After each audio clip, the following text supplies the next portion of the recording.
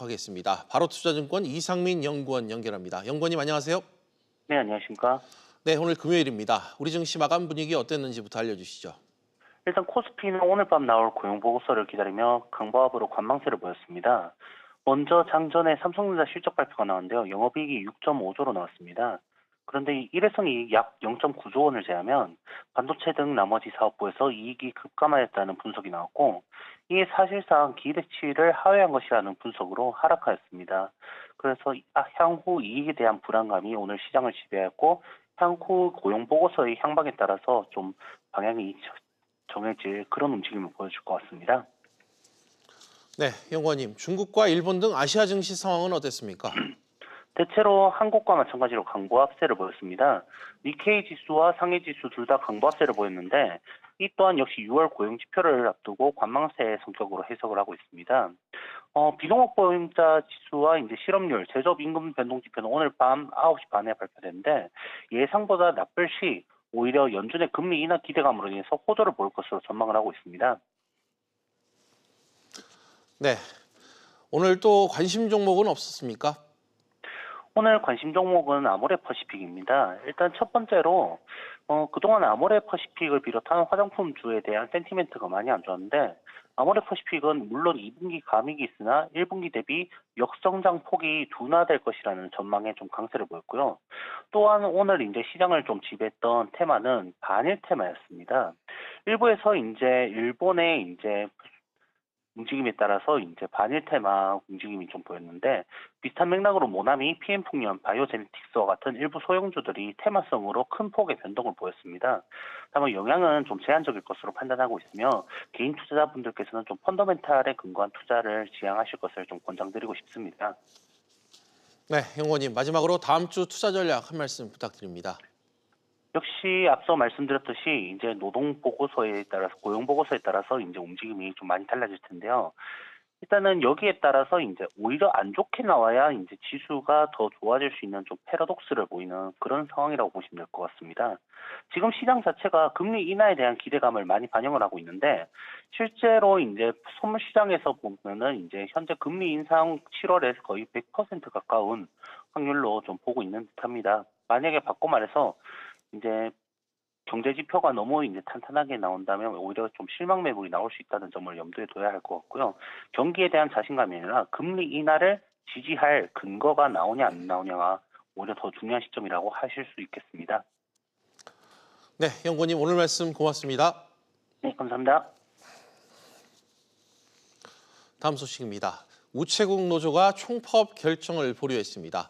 오늘 우정사업본부 경영진과의 최종 협상은 결렬됐지만 주말 사이 정부안을 검토한 뒤 다음 주 월요일 총파업 여부를 결정하기로 했습니다. 취재기자 연결합니다. 정광인 기자. 네, 정광윤입니다. 우체국 노조가 총파업 결정을 일단 미뤘다고요? 네, 우정노조는 오늘 오전 중앙노동위원회에서 열린 우정본부와의 최종 협상이 결렬된 후 오후에 긴급 대의원 회의를 열었는데요. 대의원 회의에서 본부 측이 제시한 협상안을 놓고 투표를 진행할 예정이었습니다. 투표 결과 찬성이 절반을 넘지 않으면 오는 9일 총파업에 돌입할 예정이었지만, 대의원 회의에서 결론을 내지 않고 노조 집행부에 최종 결정 권한을 위임하기로 했습니다. 권한을 위임받은 우정노조 집행부가 주말 사이 논의를 거쳐 다음 주 월요일 총파업 여부를 최종 결정할 방침입니다. 노조는 일단 내일로 예정돼 있던 총파업 출정식을 취소하고 주말 업무도 정상적으로 수행하기로 했습니다. 정 기자, 사실 오늘 최종 협상에서 타결이 될 것이란 기대도 적지 않았는데 왜 입장 차를 좁히지 못한 걸까요? 노조 측은 집배원 2,000명 증원과 근로시간 단축을 골자로 한 요구안을 제시한 상태입니다. 이에 대해 우정본부 측은 예산 증액 문제로 정규직 채용을 늘리는 것은 어렵다는 입장을 고수해왔고, 대신 위탁 형태로 택배원을 750명 증원하겠다는 안을 최종 제시했습니다. 오전 최종 협상에서는 양측의 입장차를 좁히지 못했고 최종 결정 시한을 미루면서 주말 동안에도 본부와 노조 간 물밑 협상이 이루어질 것으로 보입니다. 지금까지 SBS CNBC 정광윤입니다. 사흘째 총파업을 이어온 학교 비정규직 노조원들이 총파업을 중단하고 다음 주부터 학교로 복귀하기로 했습니다. 급식 대란을 겪은 일선 학교에서는 일단 큰 고비는 넘겼습니다. 취재기자 연결합니다. 정인아 기자. 네, 정인아입니다. 전국의 학교 비정규직 노동자들이 총파업을 중단했다고요? 네, 학교 비정규직 노동자 등이 참여하는 전국 학교 비정규직 연대회의는 오늘 오후 기자회견을 열고 총파업 중단을 선언했습니다. 그리고 다음 주 월요일부터는 학교로 돌아간다고 밝혔습니다. 노조 측은 교육당국이 비정규직 처우 개선과 임금체계 개선을 위해 노력하겠다고 제안했고 그 약속을 믿어보겠다고 말했습니다. 네, 그럼 이제 파업은 끝난 겁니까? 일단락은 됐지만 완전히 끝난 것은 아니라는 게 노조 입장입니다. 노조는 오늘 9일과 10일 예정된 교섭에서 교육당국이 차별을 근본적으로 해소하기 위한 공정임금제 실시 대책을 마련해와야 한다고 촉구했는데요. 여기서 말하는 공정임금제는 비정규직의 임금을 정규직의 80%로 인상하는 제도입니다. 또 다음 주 목요일에 있을 전국 시도 교육감협의회 총회에서 학교 비정규직의 정규직화를 의제로 삼아 논의할 것을 요구했습니다. 만약 교육당국이 대책을 내놓지 못하면 2차 총파업을 진행하겠다고 경고했습니다. 지금까지 민주노총에서 SBS CNBC 정인아입니다. 이명희 전 이루재단 이사장이 한진그룹 계열사인 정석기업의 고문에 이름을 올렸습니다. 한진가의 정석기업 합류에 대해 다양한 관측들이 나오고 있는데요. 취재기자 연결합니다. 이한나 기자. 조원태 한진그룹 회장의 어머니 이명희 전 이루재단 이사장이 정석기업의 고문이 됐다고요? 네, 이명희 전 이사장이 한진그룹 계열사인 정석기업 고문직을 맡았습니다. 이 씨는 2006년부터 정석기업 사내이사로 활동해왔는데요. 지난 6월부터 고문의 이름을 올린 것으로 알려졌습니다. 정석기업은 한진그룹의 부동산 관리 등을 도맡아 하는 계열사인데요. 한진그룹 안팎에서는 정석기업이 오너 일가의 부동산 개인 자산도 함께 관리하고 있다고 보고 있습니다. 한편 이 씨는 지난달부터 정석기업뿐 아니라 한국공항의 고문 역할도 수행하고 있습니다. 한국공항은 대한항공의 자회사로 항공운수의 보조 사업을 전문으로 하는 회사입니다. 정석기업의 고문을 맡게 된 이유는 뭡니까? 네, 한진그룹은 정석기업이 진행하는 고 조중훈, 조양호 회장의 추모 사업을 위해 이 전 이사장이 고문직을 맡은 것이라고 설명했습니다. 하지만 조양호 전 회장의 사망 이후 한진가의 경영권 분쟁과 상속 합의가 진행 중이라 여러 해석들이 나오고 있는데요. 고문이 된 이 씨는 직접 경영 전면에 나서지 않더라도 정석기업을 발판으로 그룹 경영 현안에 접근할 수 있다는 관측입니다. 또 앞서 조현민 한진칼 전무가 정석기업 부사장으로 복귀하면서 정석기업이 승계 과정에서 어떤 역할을 할지 관심이 쏠린 바 있는데요. 이 전 이사장이 그룹에 본격 합류하면서 조현아 전 대한항공 부사장의 경영 복귀도 초읽기에 들어간 것으로 보고 있습니다. SBS CNBC 이한나입니다. 국민연금이 오늘 기금운용위원회를 열고 지난해 성과를 평가했습니다. 회의를 주재한 박능우 보건복지부 장관은 지난해 수익률이 상대적으로 나쁘지 않다고 말했습니다. 취재기자 연결합니다. 김성훈 기자. 국민연금은 지난해 마이너스 수익률을 기록했는데 나쁘지 않았다는 게 무슨 얘기인가요? 네, 지난해 국민연금의 기금운용 수익률은 마이너스 0.89%였는데요. 글로벌 금융위기를 겪은 2008년 이후 10년 만에 첫 손실입니다. 이에 대해 박능우 장관은 대내외 금융시장이 위축된 상황에서도 주요 글로벌 연기금의 성과와 비교할 때 상대적으로는 성적이 나쁘지 않은 것으로 생각된다고 말했습니다. 그러면서 시장 수익률과 비교해 국민연금의 성과가 낮은 점에 대해서는 점검과 개선이 필요하다고 강조했습니다. 한편 마이너스 수익률을 기록하면서 기금운용본부의 성과급도 줄었는데요. 성과급 지급률은 기본급 대비 45.4%로 결정됐습니다. 주주권 행사와 관련해서도 논의가 있었다고요? 네, 오늘 회의에서는 국민연금이 직접 행사해온 의결권을 위탁 운용사에 위임하는 방안이 논의됐는데요. 의결권 위임 가이드라인과 함께 이른바 연금 사회주의 논란을 해소하기 위한 스튜어드십 코드 후속 조치를 오는 9월까지 마련하겠다는 방침입니다. 회의를 마친 뒤 기자들과 만난 박능우 장관은 조금 더 신중하게 경영 참여를 함으로써 기업의 불안을 덜 수 있는 방향의 개선안을 만들고 있다고 밝혔습니다. 박 장관은 이를 통해 연금 사회주의 논란도 완화될 것으로 기대한다고 말했습니다. 스튜어드십 코드와 관련해서는 주주권 행사의 세부 기준과 절차 등을 마련하겠다고 밝혔습니다. 또 장기 수익성을 높이는 측면에서 환경 친화적이고 도덕적인 기업에 투자하는 사회적 책임 투자도 활성화할 방침입니다. SBS CNBC 김성훈입니다. 일본의 경제 제재가 현실화되면서 우리 정부와 이 재계가 대책을 지금 고심하고 있습니다. 문재인 대통령이 간담회를 열어 대기업 총수가 만나는데 일본의 수출 제재에 대한 논의가 있을지 주목됩니다. 취재 기자 연결합니다. 정지환 기자. 네, 정주환입니다. 문 대통령과 기업인들과의 간담회가 추진된다고요. 네, 문재인 대통령이 다음 주 국내 주요 대기업 총수들과 간담회를 갖는 방안이 검토되고 있습니다. 만남 시기는 오는 10일 전후인 것으로 알려졌지만 청와대는 일정이 확정된 것은 아니라고 밝혀 계획이 변동될 가능성도 있습니다. 간담회가 성사되면 문 대통령으로서는 지난 1월 청와대에서 열린 간담회 이후 약 반년 만에 대기업 총수들을 만나는 셈입니다. 참석 대상은 국내 30대 그룹 총수가 중심으로 될 것으로 알려졌습니다. 최근 일본의 수출 규제 조치로 국내 기업들이 타격을 받을 것이라는 우려의 목소리가 커지고 있는 가운데 열리는 간담회인 만큼 문재인 대통령이 대기업 총수들로부터 기업 현장의 어려움을 듣고 이를 극복하기 위한 정부의 대책에 대해 의견을 교환할 것으로 보입니다. 김상조 청와대 정책실장 역시 국내 5대 그룹 총수들과 만남을 추진하는 것으로 알려졌습니다. SBS CNBC 정주환입니다. 국토교통부와 인사혁신처 고위공직자들이 신고한 보유 부동산 가격이 시세의 절반 수준에 불과하다는 분석이 나왔습니다. 취재 기자 연결합니다. 김한진 기자. 네, 김한진입니다.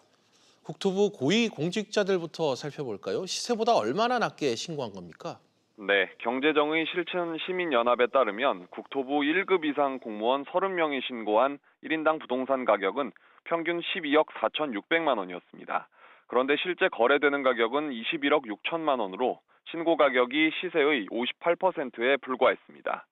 국토부 조사 대상 가운데 두 번째로 재산이 많은 것으로 조사된 박선호 국토부 제1차관은 부동산으로 약 37억 2,500만 원을 신고했지만 시세는 70억 2,500만 원으로 나타나 시세 대비 신고가액이 40%에도 못 미쳤습니다.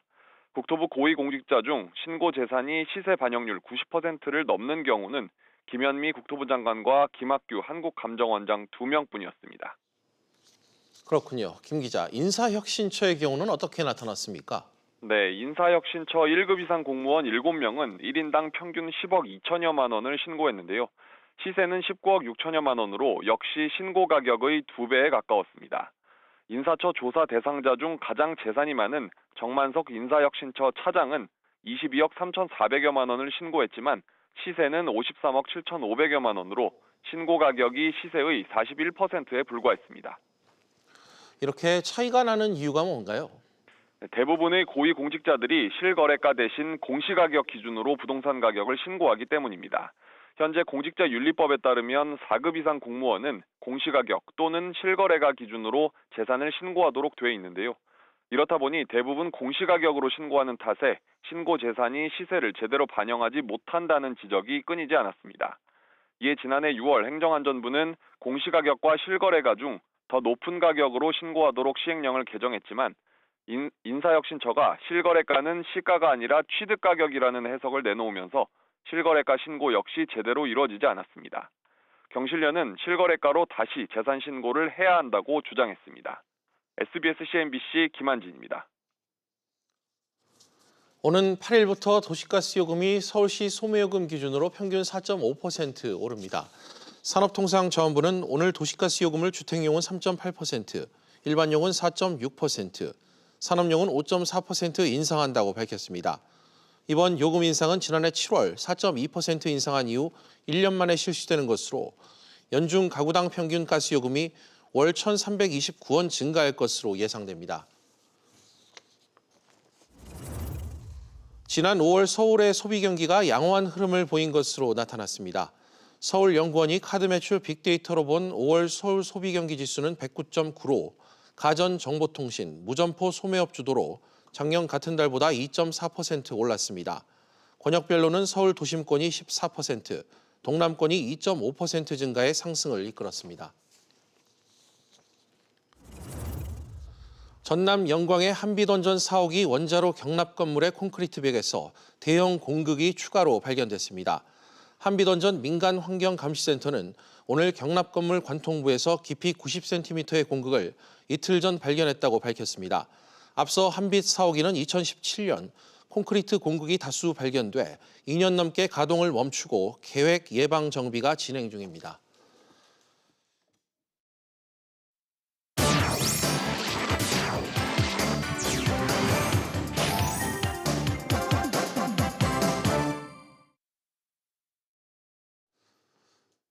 이슈를 체크해보는 시간, 이슈 체크 오늘입니다. 그럼 바로 첫 번째 이슈부터 확인해 보도록 하겠습니다. 첫 번째 이슈입니다. 삼성전자 2분기 실적. 삼성전자가 오늘 2분기 잠정 실적을 내놨습니다. 지난 1분기에 이어 2분기에도 부진한 실적 흐름을 이어갔는데요. 실적 분석과 전망까지 산업부 정인영 기자와 짚어보도록 하겠습니다. 정 기자, 삼성전자 실적 시장 기대치보다는 일단 높게 나왔지만 지난해와 비교했을 때 영업이익이 반토막 났다고요? 네, 삼성전자의 2분기 매출은 56조 원, 이 영업이익은 6조 5천억 원으로 잠정 집계됐습니다. 이 매출은 지난해 같은 기간보다 4% 감소했고 영업이익은 56% 떨어졌습니다. 지난해 매분기 영업이익이 10조 원을 넘었는데요. 올해 1분기부터 6조 원대로 내려앉았습니다. 네, 정 기자, 반도체 업황이 안 좋았던 게 역시 부진에 영향을 미쳤죠? 네, 삼성전자 전체 영업이익에서 이 반도체가 차지하는 비중이 70%를 넘는데요. 때문에 반도체 실적 하락이 전체 실적을 끌어내린다고 볼 수 있습니다. 이 업계에선 삼성전자 2분기 반도체 영업이익을 3조 원대로 추정하고 있습니다. 참고로 지난해 같은 기간 반도체 영업이익이 11조 원이었습니다. 지난해만 해도 반도체 호황에 힘입어서 실적 신기록 행진을 이어갔는데요. 최근 수요는 크게 늘지 않는 상황에서 제품이 과잉 공급되면서 반도체 가격이 떨어지고 있습니다. 예. 실제 디램의 경우 지난달 가격이 올 초와 비교했을 때 절반 가까이 떨어졌는데요. 때문에 반도체 실적 부진이 1분기부터 이어지고 있습니다. 그럼 반도체 외에 다른 사업 부문의 실적은 좀 어떻습니까? 네, 일단 스마트폰 사업을 담당하는 이 무선 사업부 영업이익이 2조 원 안팎으로 지난해보다 소폭 떨어졌을 것으로 전망됩니다. 전략 스마트폰 갤럭시 S10의 판매 둔화와 마진이 덜 남는 중저가폰의 비중 확대가 영업이익에 영향을 미쳤을 것으로 보입니다. 이 디스플레이 부문은 지난 1분기 적자를 냈는데 이번에 일회성 수익으로 흑자 전환했을 것으로 전망됩니다. 예. 이 일회성 수익은 이 미국 애플이 아이폰 판매 부진으로 이 삼성의 플렉서블 올레드 패널 수요가 줄어든 것에 어느 정도 책임을 지고 보상금을 준 것으로 업계에서는 추측하고 있습니다. 이 일회성 수익이 없었다면 사실상 삼성전자의 성적이 시장 기대치를 밑돌았을 것이란 분석도 나옵니다. 네, 그렇다면 삼성전자의 하반기 실적 전망은 어떻습니까? 네, 일단 실적이 상반기에 바닥을 찍고 하반기부터 좋아질 것이란 기대도 있지만 반도체 업황이 쉽게 좋아지지 않으면서 부진이 이어질 것이라는 관측도 나옵니다. 하반기 반도체 시장 전망 전문가 이야기 들어보겠습니다. 적게는 5에서 10%, 크게 하락하는 품목은 20%에서 30% 정도 하락할 것 같은데 2017년, 2018년 반도체 가격이 급등했던 것은 공급이 부족했던 측면이 있는데 이제 공급이 정상화되기 때문에 가격이 적정 수준을 향해서 하락하고 있는 것으로 보시면 됩니다. 네, 여기에 일본이 반도체 주요 소재에 대한 한국 수출을 제재한 것이 삼성전자 실적의 변수가 될 전망입니다. 네, 정 기자 잘 들었습니다. 네, 그럼 다음 이슈 넘어가 보겠습니다. 두 번째 이슈입니다. 한국 재계 만난 손정희. 일본 투자계의 큰 손으로 꼽히는 이 손정희 소프트뱅크 회장이 어제 우리 기업 핵심 인물들과 만났습니다.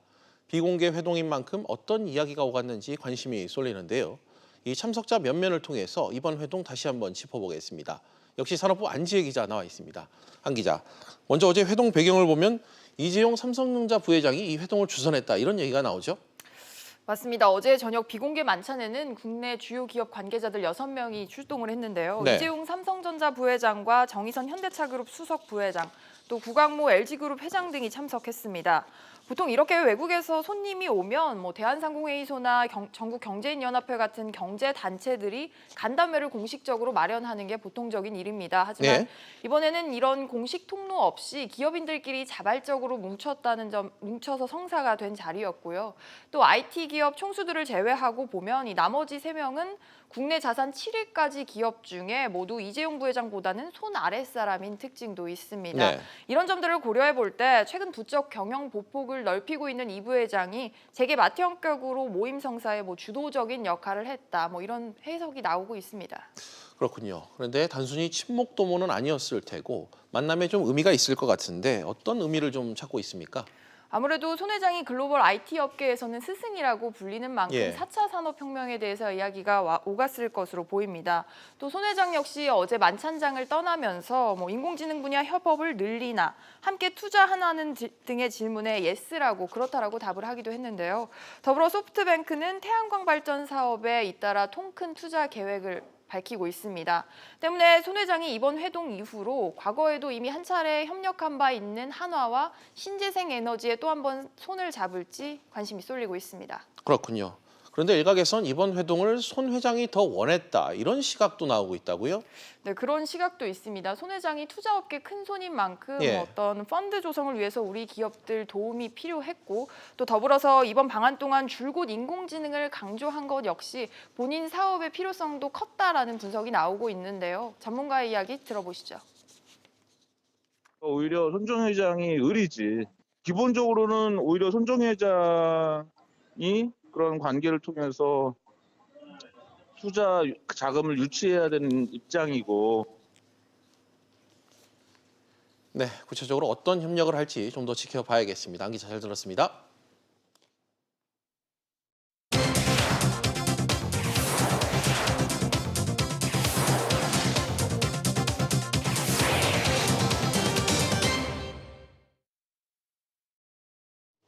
한 주간 뉴스의 중심에 있었던 경제계 인물들에 대해 알아보는 시간입니다. BGN 후 시간입니다. 최나리 기자 나와 있습니다. 최 기자, 우리 정부가 일본의 제재를 정치적 보복으로 지금 규정을 했습니다. 이렇게 한일 관계가 악화일로를 걷고 있는데 대한상의 박용만 회장이 이번 주 쓴소리를 했죠? 네, 박용만 대한상의 회장은 이례적으로 자신의 SNS에 정치권을 향한 비판의 글을 올렸습니다. 일본 정부는 치밀하게 작전을 세우고 보복을 하는데 우리는 하나씩 터질 때마다 대책을 세운다고 지적을 한 겁니다. 또 여야 정모도 더 이상 경제 위기를 입에 담지 말라며 정치가 경제를 놓아줄 때 아닌가 등의 메시지도 전하기도 했습니다. 박 회장은 다음 날에도 정부의 경제 정책에 대해서 쓴소리를 했는데요. 혁신 성장의 속도를 더 내어달라는 겁니다. 규제 샌드박스를 예로 들면 조기 성과 사례를 만드는 것도 중요하지만 제도 보완 필요성도 존재하는 것이 분명합니다. 특히 개별 규제들에 대해서 정부에서 일일이 심사해서 승인하는 이 관문 심사 방식은 저희 기업들에게 또 다른 장벽으로. 네, 최 기자, 다음 재계 인사 한번 살펴볼까요? 한때 혁신 신약으로 주목받던 코오롱 생명과학의 임보사가 이번 주 최종 취소가 됐죠? 네. 여기에 대해 이우석 코오롱 생명 대표가 공식적인 사과를 했어요. 네, 그렇습니다. 우선 이우석 대표의 사과를 먼저 들어보겠습니다.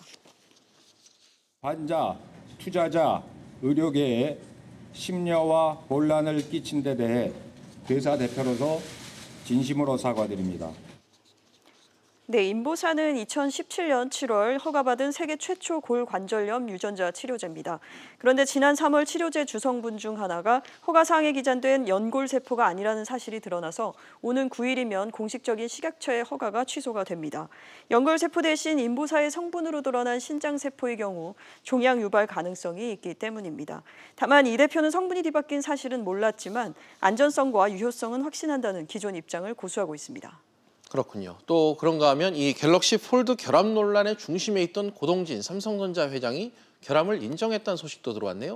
네, 맞습니다. 고동진 사장은 최근 당혹스러웠다. 갤럭시 폴드가 준비되기 전에 밀어붙였다고 직접 말을 했습니다. 유럽 매체와 진행했던 인터뷰에서 나온 이야기였는데요. 앞서 지난 4월 23일 갤럭시 폴드의 출시 연기를 밝힌 삼성전자는 2달이 넘도록 새 일정을 잡지 못하고 있습니다. 폴더블 폰에서 무언가를 놓쳤다며 결국 결함을 인정한 셈인데 출시를 위해서는 조금 더 시간이 필요해 보입니다. 네, 이번엔 곧 취임 1주년을 맞이하는 LG U+의 하연의 그 부회장 소식이네요. 네, 그렇습니다. 이번에는 곧 취임 1주년을 맞이하는 그 하연의 부회장 소식인데요. 오는 16일은 하연의 부회장이 취임한 지 딱 1년이 되는 날입니다. 하 부회장은 LG그룹 내 대표적인 전략통으로 알려져 있습니다. LG+는 5G 시장에서 공격적인 마케팅을 펼치면서 점유율 차이를 좁히는 등 경쟁사를 바짝 추격을 하고 있고요. 인터넷 TV 분야에서도 넷플릭스와의 단독 제휴를 통해서 1분기 기준 가입자 수 증가율이 13%, 약 2자릿수나 늘었습니다. 다만 중국의 5G 장비를 썼던 만큼 미중 갈등 속 화해 이슈는 과제로 남아 있습니다. 네, 최 기자 잘 들었습니다. 네, 비즈플러스 계속해서 오후 토론으로 이어가겠습니다. 오후 토론은 시청자 여러분들도 유료 문자 100원으로 의견 보내주시면 실시간 토론에 참여하실 수 있습니다. 샵 3698번으로 많은 참여 부탁드리겠습니다.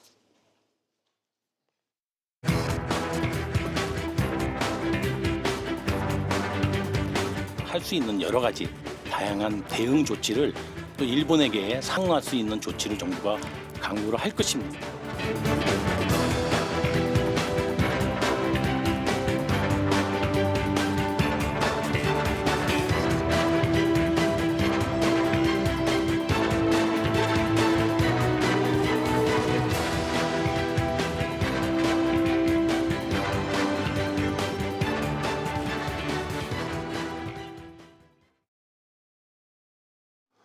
일본이 반도체 부품 등 한국 수출 규제 강화 조치를 발표했었죠.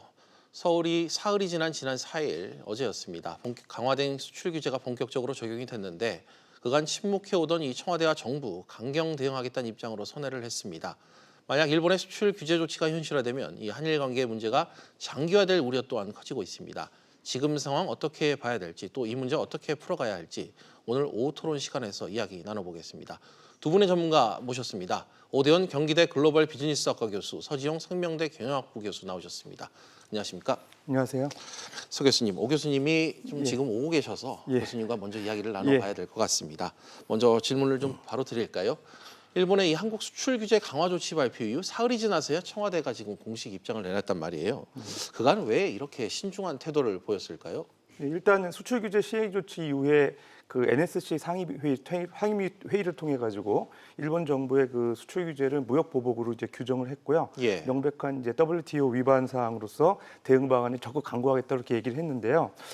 왜 좀 지체인가 좀 생각을 해보면은 수출 규제 시행 이전이었기 때문에 일본 정부에게 규제 조치가 어떤 변동 사항이 있는지 여부를 좀 관망했을 그 사항이 있을 것 같고요. 그리고 또 대응 방안 강구하는 대로 자체적으로 좀 시간이 소요됐던 걸로 추정이 되고요. 또 최근 또 일본산 제품 이제 불매 운동의 확산 추이도 점검하면서 정부 정책 방향을 결정하지 않았나 생각이 됩니다. 네, 뭐 신중한 태도와 더불어서 지금 계속해서 지적이 나오는 부분이 일본의 조치를 왜 미리 막지 못했냐, 늑장 대응 부분이잖아요. 이 부분은 어떠십니까? 사실 그 정치적인 어떤 측면에서 해결될 부분을 경제적으로 옮겨온 데 좀 문제가 있는 거죠. 그러니까 정부로서 굳이 좀 변명을 하자 그러면은 뭐 예상하지 못했다 이런 얘기를 할 수 있는데 그럼에도 불구하고 사실 경제적인 문제에 대해서는 경제적인 측면에서 좀 대응 방안을 구체적으로 마련할 게 필요하고요. 예. 또 병행해서 정치적으로 또 외교적으로 해결해야 될 부분들도 이제 고려를 해야 된다는 측면에서 보면 투 트랙으로 정부가 좀 늦긴 했지만 접근해야 될 필요가 있다고 생각이 됩니다. 말씀하신 대로 섣불리 대응하기는 좀 어려운 이번 사태다 이런 얘기를 좀 해주신 것 같습니다. 어찌됐건 이제 태세를 받고 강경 대응으로 입장은 선회를 한 상황입니다. 이 아베 총리가 지금 언론 등을 통해서도 수출 규제의 정당성을 지금 일본에서는 내세우고 있단 말이죠. 이 영향이 컸다라고 아무래도 좀 보여질까요? 예, 물론 가능한 판단입니다. 그래서 일본 정부가 이제 아베 총리를 중심으로 해가지고 이제 언론에 나와서도 계속 수출 규제의 정당성을 강조하고 있고요. 또 그에 따라서 우리가 이제 응당한 대응 조치를 마련한다는 측면에서 보면 네. 청와대가 적극적으로 대응한다는 그런 방침은 상당히 바람직하다고 생각이 됩니다. 특히 이제 우리 대법원에서 강제징용 그 판결에 대한 그 일본의 반도체하고 디스플레이 소재 수출 규제에 대한 거는 사실은 좀 억측인 측면이 있기 때문에 우리가 좀 더 다양한 측면에서 정면 돌파하는 것이 필요한 시점이고요. 예를 들면 뭐 지금 현재 정부가 추진하고 있는 WTO 제소라든가 좀 나아가서 미국이나 중국 등 주요 국가의 외교 협의 그런 것들 측면에서 외교적 측면에서도 저희가 노력을 해야 되고요.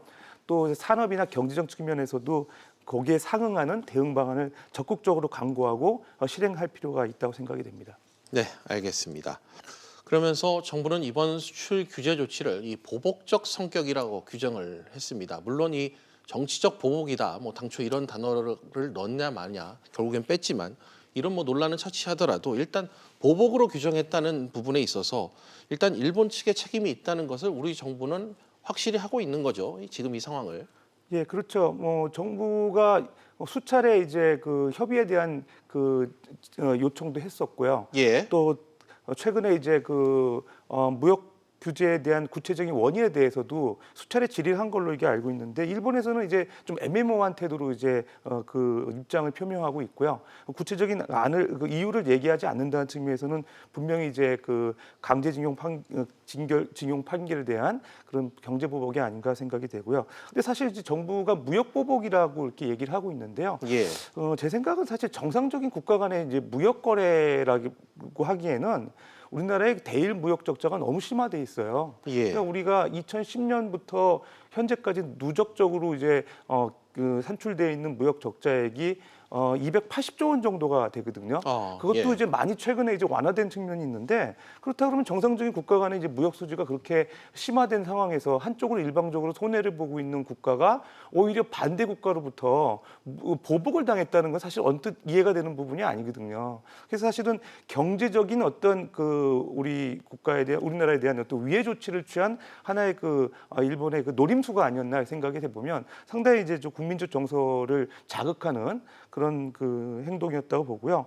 거기에 따라서 정부가 좀 냉철하게 이성적으로 판단해가지고 감정적으로 대응하기보다는 산업이나 경제적 측면에서도 대응 방안을 세세히 마련할 필요가 있죠. 일본에서 지금 이제 오래전부터 한 200여 개의 뭐 대응 방안을 갖고 있다고 얘기하는데 예. 저희도 좀 늦긴 했지만 구체적인 방안을 좀 모색해야 될 필요가 있습니다. 네, 교수님 지금 말씀하신 것처럼 대일 무역 적자가 계속되는 상황에서 일본이 수출 규제를 한다. 선뜻 좀 이해하기는 어려운 것 같습니다. 한편에선 이 청와대가 대응 기조를 바꾼 것이 이 반도체 업계의 타격도 생각했기 때문일 것이다. 이런 주장도 지금 나오고 있는데 아직까지는 국내 IT 업체들의 생산 차질은 없다고 일단 알려져 있습니다. 그렇지만 이 사태가 장기화되면 타격이 어찌됐건 불가피하지 않을까요? 예, 그럴 것 같습니다. 이제 반도체 업계의 이제 부품 소재의 그 어떤 수입 일본 의존도가 상당히 높기 때문에 시급히 타개해야 될 수 있는 그런 현안이라고 생각이 되죠. 근데 이제 중요한 거는 우리가 어떤 지금 심각한 현안에 대해서만 해결할 방안을 찾는 것보다는 이번 기회를 이제 우리가 주력 그 이제 산업이라고 하는 반도체 산업이나 또 디스플레이 산업의 어떤 일본 의존도를 타개할 수 있는 하나의 계기로 삼아야 될 필요가 있을 것 같습니다. 특히 이제 소재들 같은 경우 대체가 불가능하다 이렇게 얘기하시는 분들이 많은데 사실 우리가 일본 노림수에 이제 사실 너무 민감하게 반응하게 되면 협상력에서 상당히 우리 약점을 노출할 계기가 있거든요. 기회가 있거든요. 그러다 보니까 그 특히 우리가 기업 경영에서 어떤 특정 소재에 대한 독점 시장이 오래 존재하기는 상당히 어렵습니다. 예. 그렇다는 측면에서 보면 분명히 이제 중국이나 대만 또 미국, 유럽의 어떤 대체 그 수입선이 있다고 생각이 되기 때문에 적극적으로 그런 소재 확보에 주력하고 정부도 적극 지원할 필요가 있다고 생각이 됩니다. 네, 알겠습니다. 시청자 의견이 하나 온 게 있는데요. 끝번호 7292번님께서 보내주셨습니다. 일본보다 이 무시당한 우리 정부가 더 싫다. 정부의 소극적인 늑장 대응에 대해 비판적인 입장을 좀 보내주신 것 같습니다. 서 교수님, 네. 한편으로 이번 수출 규제에 대해 국제사회는 물론 일본 내부에서도 비판의 목소리가 지금 적지 않죠. 그렇죠. 정치권에서 이제 단행한 조치이기 때문에 사실 일본의 민간 부분이나 기업 측면에서는 이 수출 규제 조치로 인해 가지고 일본 소재 그 수출 기업이 일단 실적이 감소하고요. 그다음에 이제 반도체를 사실은 생산해서 일본으로 우리가 수출하기 때문에 그걸 수입해서 제품화시키는 이제 일본의 이제 소니 등의 전자제품 회사들 예. 이런 회사들도 생산에 차질이 있을 걸로 생각이 되고 있거든요. 근데 이제 중요한 건 우리가 일본의 내부의 사정에 이제 일희일비해 가지고 우리의 대응 방안을 좀 이제 그 모색하는 것보다는 이번 기회에 우리 자체적으로 수출 규제가 결국 일본의 자충수였고 우리가 또 경쟁력을 강화하는 하나의 기회로 삼아가지고 그 좀 장기적인 플랜을 좀 수립해야 될 시기가 아닌가 생각이 됩니다. 네. 말씀을 나누는 와중에 오대원 교수님께서 지금 스튜디오에 왔습니다. 오 교수님, 방금 이 서 교수님과 이런 얘기를 했어요. 일본 내부에서도 비판의 목소리가 지금 적지 않은 게 현실이다. 그렇다면 일본 업체들의 실적 영향에도 일본의 수출 금지 조치가 영향을 미치지 않겠어요? 일본의 이런 반도체 소재 기업으로서는 가장 큰 고객이 삼성전자 이런 예. 거는 한국의 반도체 기업들이라는 겁니다. 그래서 이 실적에도 영향을 미치지만 이건 돌아서 이 삼성전자와 SK 그리고 LG의 반도체를 공급받아야 되는 일본의 기업들한테는 또 이 부품 조달의 문제가 생기는 2차 쇼크까지 오죠.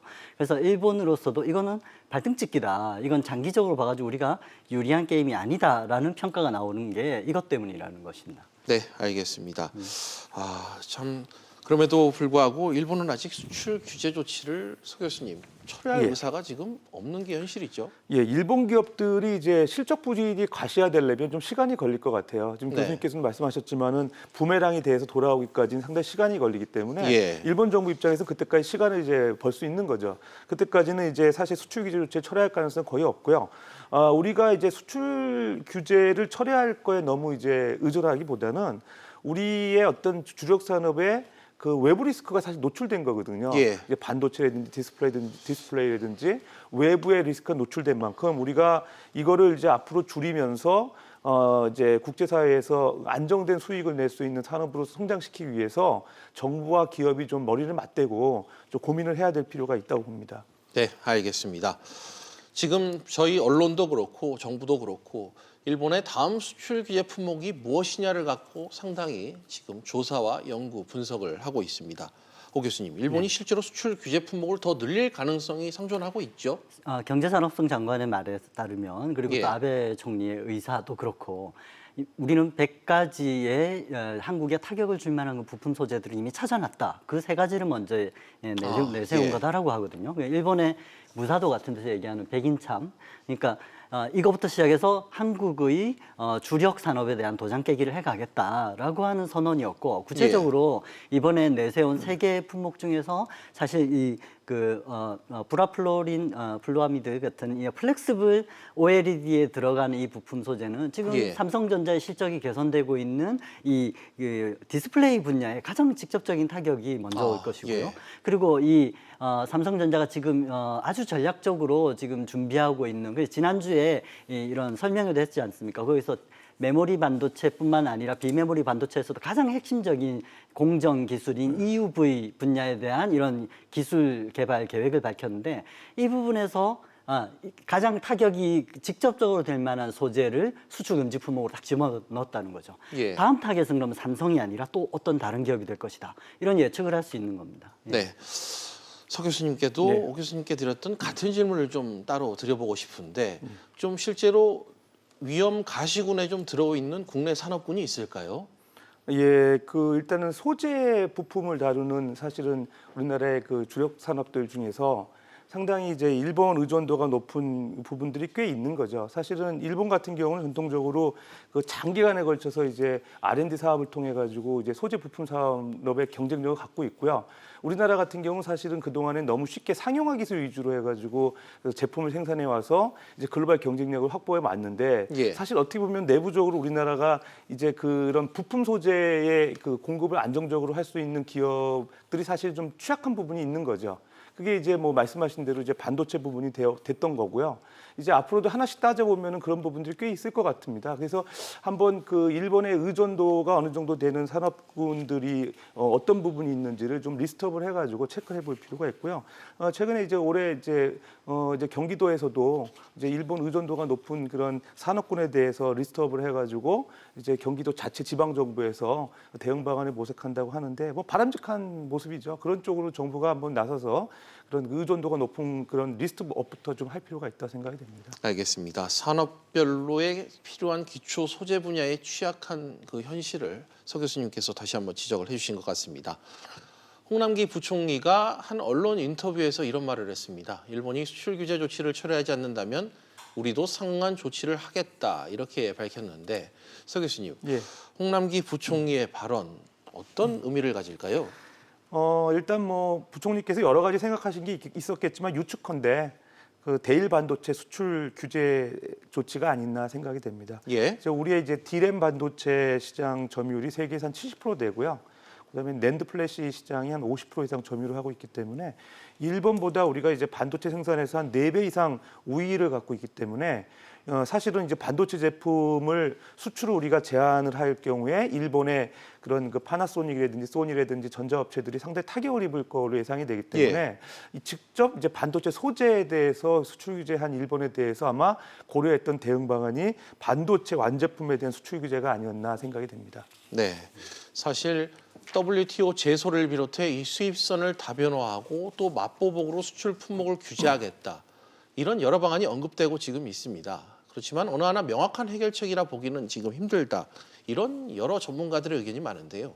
오 교수님, 일단 이 WTO 제소는 역시 시간적인 측면이 좀 많이 걸리는 좀 해결이 가시성이 좀 떨어지는 부분이다. 이렇게 생각되는데 어떠신가요? 제일 안 좋은 방법이 사실 WTO에 제소해서 재판 결과에 따라 한다는 것이지 않습니까? 그 전에 이 WTO 제소에서 이 결과가 나와서 이것에 또 결과에 반영이 되기까지 2년에서 3년 정도의 제소 기간이 걸리고 또 이번에 아베 총리가 말할 때 되게 조심하듯이 니네가 이런 믿지 못할 징용 문제에 대한 이런 그 국제사회에서 국제법에 따르지 않는 이런 국가는 어떻게 신뢰하느냐. 근데 이건 보복 조치는 아니야라고 말을 하지 않습니까? 그런 게 다 WTO 제소에 대비한 그런 워딩인데 이 지리한 싸움이 될 것이고 승자가 없는 서로가 패자가 되는 싸움이 될 것이니까 WTO 제소하겠다라고 하는 홍남기 부총리의 말은 당연한 거죠. 원래 이런 통상 문제에서는 상호주의 원칙에 입각해서 반응을 해야 되니까요. 그러나 실제 이것으로 해결하려고 하기보다는 그 전에 해결책들을 찾아야 되는 것이 서로 좋은 방법이라고 생각을 합니다. WTO 제소는 좋은 방법이 아니다. 그 전에 좀 즉시적이고 가시적인 대책을 빨리 찾아야 될 것 같다. 이런 오 교수님의 지적이 있었습니다. 서 교수님, 일본이 또 수출 규제를 한 세계 품목에 대해서는 세계 시장의 지금 90%를 장악하고 있는 상황이란 말이죠. 수입선 다변화 또한 어렵다는 전망이 나오고 있는데 참 어떻게 해야 될까요?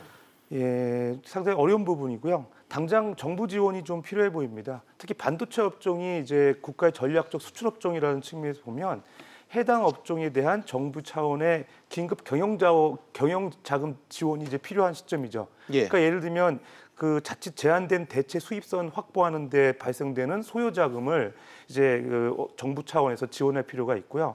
하나의 좋은 사례가 이제 경기도에서 이제 발표가 됐는데 경기도 같은 경우는 이제 반도체 생산 기지가 있는데 우리나라 이제 전체 반도체 생산의 절반 이상을 생산하는 기지들이 경기도에 집중돼 있습니다.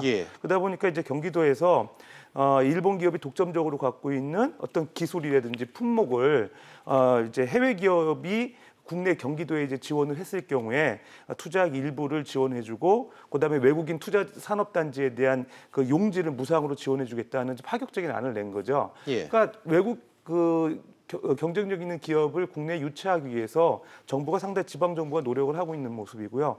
그다음에 좀 나아가서 정부 차원에서도 그 반도체 수출 차질로 생겨가지고 발생할 수 있는 문제점들, 특히 이제 가장 큰 문제는 이제 반도체 소재 부품 확보하는데 이제 가격이 올라가면서 이제 예상치 못한 그 경영 자금들이 이제 늘어나는 가능성이 있기 때문에 정부 차원에서 이런 소요 자금을 지원해주는 노력도 차츰 이제 단기적으로 생각해볼 필요가 있다고 봅니다. 알겠습니다.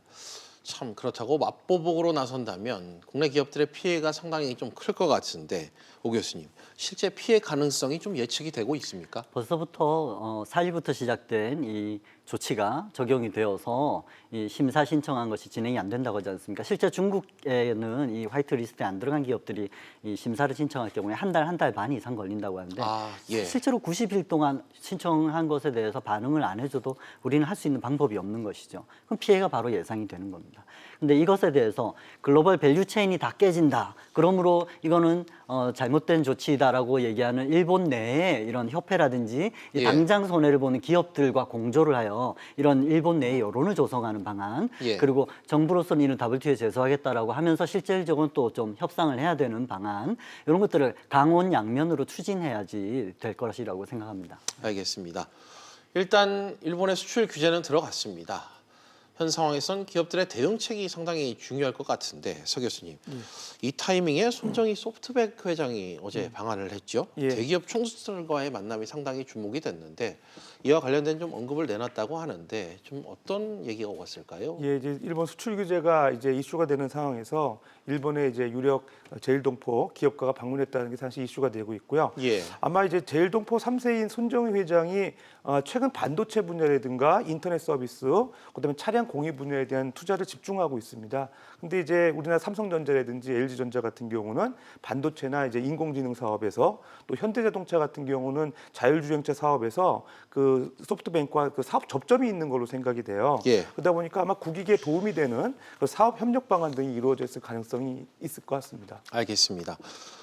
또 홍남기 부총리와 5대 그룹 총수의 만남도 이뤄질 것 같은데 오 교수님 어떤 이야기들이 좀 오갈 것으로 보이죠? 예, 실제로 정부로서는 디테일에서 기업들이 어떤 불편과 어떤 고충을 얘기하는지를 들어봐야 될 필요가 있다고 생각되지 않습니까? 그래서 오늘 아침에 조찬 모임에서 얘기한 거지만 못 만날 이유가 없다. 당연히 그리고 청와대에서 어떤 입장이 정해지면은 일사불란하게 대응하는 전략을 짜는 데서도 이런 협조가 있어야 된다. 이건 잘하는 것이라고 생각됩니다.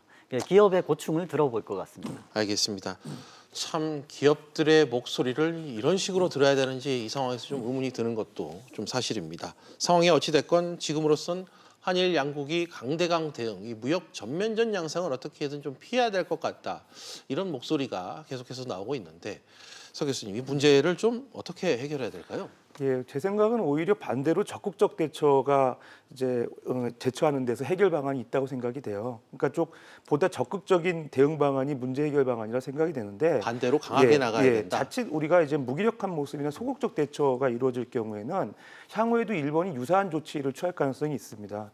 정부 입장에서 또 민간 입장에서 기업 입장에서 취할 얘기를 좀 생각을 해보면 먼저 정부 입장에서는 사실은 일본의 약점이라고 생각할 수 있는 부분들을 잘 우리가 고려를 해야 될 것 같아요. 그러니까 일본이 사실은 어떻게 보면 후쿠시마 농산물을 가지고 계속 우리나라에 수출을 해오고 있는데 아직 전면 수입 금지가 되지 않은 상황이에요. 일부에서 좀 국민의 건강을 해친다는 우려의 목소리도 있고요. 이런 것들에 대해서 중국은 이미 이제 후쿠시마 농산물 전면 수입 금지를 하고 있기 때문에 우리도 그런 부분을 한번 카드 생각해 볼 수 있을 것 같고요. 그다음에 이제 극단적으로는 이제 뭐 이게 원만하게 해결돼야 되지만 그렇지 않는다고 하면은 사실은 이제 세계 어떤 그 일본의 어떤 부적합성을 알린다는 측면에서 뭐 올림픽 보이콧이라는 좀 극단적인 처방까지 또 카드로 갖고 있어야 되지 않을까 좀 생각이 들고요. 뭐 극단적인 얘기고요. 그다음에 정부의 이제 사실은 명목상 이유가 중요한데 국민의 어떤 그 방사능 오염 가능성이 높은 그런 일본산 제품하고 일본 지역 방문으로부터 국민과 선수들의 어떤 건강을 지킨다는 명분을 강조할 경우에는 국제적인 비판에서도 좀 자유로울 수 있을 것 같아요. 그다음에 민간 측면에서는 좀 불확실성은 있지만 우리가 지금 그 일본 여행자재라든지 일본 제품 불매 운동을 지금 적극적으로 벌이고 있잖아요. 참고로 이제 우리 국민들이 이제 지난 IMF 외환위기 때도 이제 그 금모으기 활동을 적극적으로 해가지고 애국심을 우리가 고치는 적이 있는데 그런 것도 한번 기대해 볼 수 있을 것 같고요. 기업 측면에서는 좀 일본 소재 부품에 대한 산업 의존도 해소를 위해서 우리가 그동안에 너무 그 상용화 기술에 주력했던 측면이 있어요. 원천 기술 개발을 위해서 좀 적극 주력할 필요가 있고 정부도 이런 원천 기술 개발에 적극 지원할 필요가 있고요. 마지막으로 이제 무역 전면전이 일어났을 경우에는 사실 강대강 구도가 한동안 이루어진 다음에 사실은 이제 어느 정도 외교적 교섭의 기회가 분명히 생깁니다. 최근에 미중 무역 갈등에서도 한동안 강대강이 이루어지다가 최근 미국과 중국의 정상끼리 만나서 그 해결 방안 모색을 진행하고 있잖아요. 그런 측면에서도 우리가 투트랙으로 이제 그 산업적인 경제적인 대응 방안이 좀 강하게 나가고 외교적인 방안에서도 원만하게 이제 해결할 수 있는 방안을 모색한 투트랙 전략이 필요할 것 같습니다. 알겠습니다. 일단 강하게 나가야 된다는 의견을 서 교수님께서는 해주셨고 뭐 다양한 또 거론되는 해결 방안도 함께 언급을 해주셨습니다. 같은 질문을 마지막으로 오 교수님께 여쭙겠습니다. 좀 해결 방안 어떤 게 있을까요? 저도 지금 서 교수님 말씀해 주신 것들은 정말 새겨들었습니다. 그리고 정말 정부로서는 이런 데서 물러서는 모습을 보이지 않는 것이 우리 국민들한테 주는 시그널이 있기 때문에 굉장히 중요할 것 같습니다. 통상에서는 이런 모습이 반드시 필요한 것 같고요. 다만 실리적인 것도 좀 우리가 준비를 해야 되니까 일본 협회나 기업과의 공조를 통해서 일본 내부에서 분란이 일어나도록 사실은 좀 만들 필요가 있는데 그럴 때 지금 일본에서 나온 얘기가 그겁니다. 이거 중국의 히토류 때 센카쿠 열도를 가지고 중국이 히토류 자원을 가지고 무기화해서 공격했을 때 우리도 아프리카 등으로 다변화해요. 결국 이 문제를 해결했지 않느냐. 결국 한국이 일본과의 이런 글로벌 밸류체인 네트워크에서 빠져나가게 되는 역효과만 있을 뿐 장기적으로 실익이 없다. 그러니까 이건 단기적으로 하고 끝내자라는 분위기를 만들 필요가 있다는 것이죠. 특히 장기적으로는 실질적으로 이런 삼성과 같은 이런 바게닝 파워가 구매력이 큰 기업 같은 경우에는 이런 일본의 부품 소재 기업 사실은 작은 기업들 아닙니까? 같이 공동 개발해서 지금 하고 있는 뭐 이런 그 고감강도 이런 공정 기술 개발 EUV 공정 기술 개발 같은 경우에는 우리가 너희한테 이 정도 구매를 해줄 테니까 같이 조인트 벤처로 동남아시아나 중국이나 한국에 이런 같이 합작 법인을 세워서 이 기술을 내부화하자 이런 협상들을 해가고 이것이 3개월, 6개월에는 안 되지만 1년, 2년 안에는 될 수 있는 일이기 때문에 이런 강온의 그리고 정부와 민간의 협력이 되는 조치들을 다방면으로 해서 일본을 압박하면서 협상하는 전략이 필요할 것이라고 생각합니다. 네, 알겠습니다.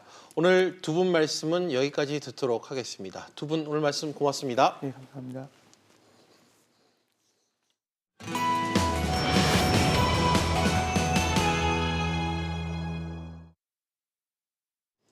퀴즈 플러스 오늘은 여기까지입니다. 다음 뉴스는 7시 뉴스 프리즘으로 이어집니다.